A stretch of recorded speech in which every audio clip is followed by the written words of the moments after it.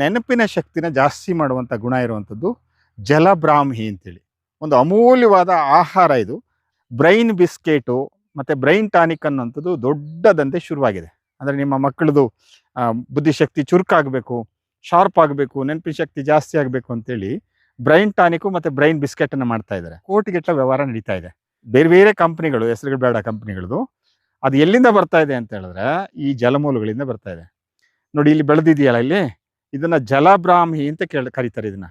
ಅಂದರೆ ನೀರು ಒಳಗಡೆನೂ ಬೆಳೀತದೆ, ಇನ್ನು ಸ್ವಲ್ಪ ಆಚೆ ಬಂದರೆ ನೀರಿನ ಮೇಲೆ ಕೂಡ ತುಂಬ ಚೆನ್ನಾಗಿ ರಾಶಿ ರಾಶಿ ರಾಶಿ ಬೆಳೀತಾ ಹೋಗ್ತದೆ. ಸೊ ನಿಮ್ಮ ಮನೆ ಪಾಟಲ್ಲಿ ಒಂದು ಗಿಡ ತೊಗೊಂಡಾಗ ಹಾಕಿದರೆ ಸಾಕು, ನಿಮ್ಮ ಮನೆಗಾಗಿ ಉಳಿಯುವಷ್ಟು ನಿಮಗೆ ಬ್ರಾಹ್ಮಿ ಬೆಳೀತಾ ಹೋಗ್ತದೆ. ಸೊ ಇದರಲ್ಲಿ ವಿಶೇಷವಾಗಿ ನೀವು ಚಟ್ನಿ ಮಾಡಿದಾಗ, ತಂಬಳಿ ಮಾಡಿದಾಗ ಅದು ಆಹಾರದಲ್ಲಿ ಬಳಸ್ತಾ ಇದ್ದರೆ ಸಾಕು ನಮಗೆ.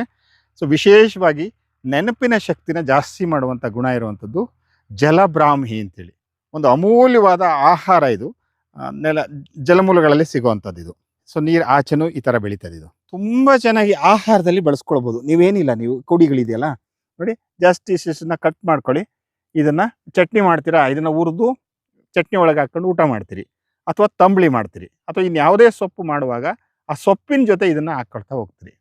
ಸೊ ಇದು ಹಾಕೋದ್ರಿಂದ ಏನಾಗುತ್ತೆ ಅಂತ ಹೇಳಿದ್ರೆ ನೆನಪಿನ ಶಕ್ತಿನ ಜಾಸ್ತಿ ಮಾಡ್ತದೆ. ಮತ್ತು ಯಾವುದೇ ಥರದ ಹಳೆಯ ಜ್ವರಗಳು ಆ ಥರದ್ದೆಲ್ಲ ಸಂಬಂಧ ಕಾಯಿಲೆಗಳಿತ್ತು ಅಂತ ಹೇಳಿದ್ರೆ ಆ ಜ್ವರಗಳನ್ನು ತೆಗೆಯುವಂಥ ಕೆಲಸ ಮಾಡ್ತದೆ.